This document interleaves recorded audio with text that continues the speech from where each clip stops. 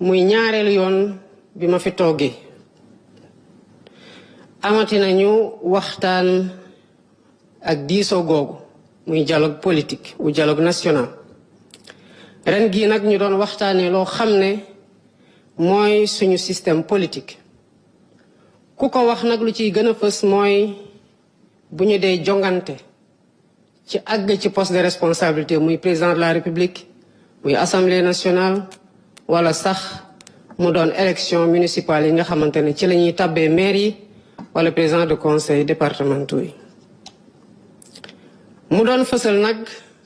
lii nga xamante ne mënuñu ko bañ a def muy waxtaan ci lii nga xamante ne moo lal suñu modèle démocratique pour gën ko dëgëral surtout ak gën a dëgëral lii di état de droit ñun ñëpp xam nañu ne suñu démocratie mënut woon bañ wéy ci bañ a taxaw seetlu ci lii nga xamante ne mooy ñiy saytu élection yi ci ni ñuy saytoo fichier électoral bi saa suñuy jegee élection coow li am ci fichier bi kenn du ci wóolu sa moroom ak lii nga xamante ne mooy liberté publique yi maanaam sañ-sañ gu ku ne am wax loo xalaat ci njëkk ak respect bi nga xamante ne moom nga amal sa moroom lii yépp nag ci buñ ko doon waxtaane seetlu gi mooy waxtaan nañu ko te ku ne rek jël Sénégal teg sa kanam muy li la soxal ak lan mooy andi yokkute ci li nga xamante ne mooy démocratie Sénégal ñu def ko nag ci sincérité boole ci ñëpp ba génnee ci ak déggoo goo xamante ne yu am solo la ci ëllëgu système politique Sénégal mu laale ci naka la ñuy fexe ba parti politique yi Sénégal ñu xool naka lañ ko rationaliser ñu xool lii nga xamante ne moo war a nekk seen àq en tant que parti politique ak seen yelleef xool tamit naka la ñuy ñongalee méngale ko ak jamono suñu processus électoral dugal ci xarale yu bees yi fexe tamit ba képp koo xamante ne war nga bind ci liste électorale yi mu bañ a doon jafe-jafe ci yow doon lu ñu la yombalal ba boo bëggee voté ji nga voté ji waaye doo bëgg a voté am jafe-jafe voté ndax bind ñu la wala jotuloo sa carte d'électeur waxtaan ne tamit naka la ñuy créer cour constitutionnelle mu loo xamante ne tamit façon na ci bëgg-bëggu sénégalais yi ci bu ñu doon def assise sur la justice waaye waxtaane tamit naka la ñuy fexe ba bulletin unique ñu mën ko am élection yi weesu waxuma bulletin unique rek waaye taayu bulletin rek tax na bañ ci déggoo tax na ñu def fi ñu waroon defee économie 7 milliards defuñu ko fa te terewul résultat yi bu ñu génnee kenn naatable wu ko waxtaane tamit ab kuréel goo xam ne ñépp a koy nangul ne dafa tëddee njaaxaanaay ci ñépp ñi bokk ci jongante yi ci élection bu mu mënti doon lii nga xamante ne déggoo nañu ci maa ngi leen ci félicité bu baax a baax yéen ñépp ñi nga xamante ne yéen nekk ci directoire assises yi dialogue national yi waaye ñépp ñi nga xamante ne tamit participer nañu ci débat yi andi seen xel ak seen xalaat ba lii nga xamante ne moom lañu moom muy Sénégal muy stabilité institutionnelle ñu mën ko sàmm. ginnaaw nag cérémonie bile président Bassirou Diomaye Faye ñëwaat na rek ci ay mëbëtu gouvernement am ngir rek gën a rek faj li nga xam ne ni moo di soxlay askan wi ba tey ñu teewlu ko. alxames gii weesu kese laa jóge États-Unis li ma gën a fësal ci lii mën a àndi investisseurs yi Sénégal tey buñ ko dee wane te jàpp ne Sénégal amul kenn koo xamante ne daf la koy ñeewe mooy stabilité politique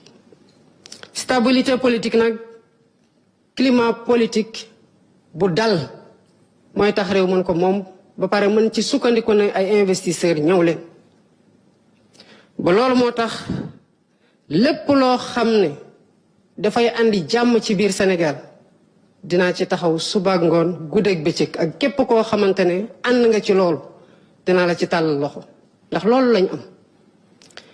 te dafa am fu ñu jóge fu metti mënuñu ko fàtte parce que yàggul ñu ñëw dal ci situation économique ak financière boo xam ne dara waruñoo soxal lu dul jàmm ci biir réew mi ak dal leneen lu ñu def en tant que gouvernement sénégalais yi jéppi ñu ci rek lañ ciy jële man mii de en tant que président de la république xam lan mooy sama responsabilité ci li ma sénégalais yi teg ci tànk yooyu laay taxaw te duma ko wàcc honneur la privilège la ma nekk président de la république waaye charge la bi may assumer ak humilité bu doy ak responsabilité bu mat sëkk xam naa bi may egsi fan laa fekk Sénégal ci feewaloo gu metti ba ca biir kër yi ñu ne président buy ñëw lii premier chantier mooy réconcilier le Sénégal moo tax dès la première année maa ngi prêter serment le 2 avril mais dama tenir que le 28 mai que ñu respecter le calendrier des assises pour lan ñu ne président bu ñëw war na fexe ba réconcilier waat sénégalais yi ak seen justice restaurer waat la confiance du citoyen ci suñu justice bi moo waraloon premier thème bi ci suñu waxtaan yi nga xamante ne dañ ko war a wéyal ala kulli xaal ñëpp di ñu ko ñeewee ba commencé ñu cee toppandoo ñu mëne nañ ko njëkkee ci justice moo nekkoon suñu premier chantier justice nag ci Sénégal ak feneen a ci yem ku bëgg justice dox ci dëgg da nga koy libérer du libérer ko nag bàyyi ko juge ñuy def lu leen neex waaye tamit ci liñ fi fekkoon ba man mii di wax dénoncer li dul lu jàngoon ci yoon moo taxoon man ma def kaso 11 mois kon su ma ñëwee bëgg a wéyal njàngiteg yoon loolu day mel ne échec la ci man joyanti yoon moo ma war te moo tax effort yi ñu ciy def yépp ñu ko ciy def li ci tegu nag mooy États-Unis ñaari rencontre ñooy li nga xamante ne ñoom laa jàpp ne ñoo ci gën a am solo bi ci njëkk mooy bi ma am avec chambre de commerce muy investisseur États-Unis pour convaincre la ñu jël seeni koom-koom ak seeni koppar ñëw dugal ko Sénégal régler fi ay problème créer fi ay emploi à part ñu ngi réformer ay code général loolu ñëpp am nañu ko ku ne mën nga réformer sa code des investissements ku ne mën nga réformer sa code des douanes ku ne mën nga réformer sa code général des impôts waaye ñi ñàkk jàmm ba pare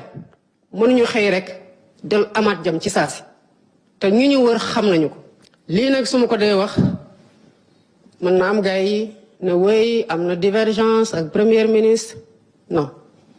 premier ministre wax na ko sama xarit la awma ak moom benn conflit dama fas yéene continuer jàpp ci li ñu fi ñuy Sénégal yi di xool xaare muy focus ci naka la ñuy àndee saafara ci jafe-jafe Sénégal yi le seul combat qui vaille c'est le combat contre les difficultés que les Sénégalais endurent que nous-mêmes endurons en tant que gouvernants qui butons sur un héritage difficile bu tax ñun xam nañu lu ñu war a def gis-gis gi leer na jubbu gaa ngi fi jubante gaa ngi fi jubal gaa ngi fi waaye boo hérité d'une situation financière complexe da ngay concentré wu ci loolu trouver des solutions foofu la ñuy Sénégalais yi di xaar te ci loolu laay woo ñépp ci biir Sénégal rawatina ñi nga xamante ne ñooy ñun suñu kuréel bu ñu yàlla dénk réew mi ci jafe-jafe yi ñu xaar ci ñun nag ñu tenir la promesse c'est la gestion transparente c'est l'affirmation de la souveraineté c'est la veille systématique sur les intérêts de l'État c'est la libération de la justice et la défense des libertés et la préservation des valeurs démocratiques. Fatoumata Savané Salleh maa ngi lay nuyu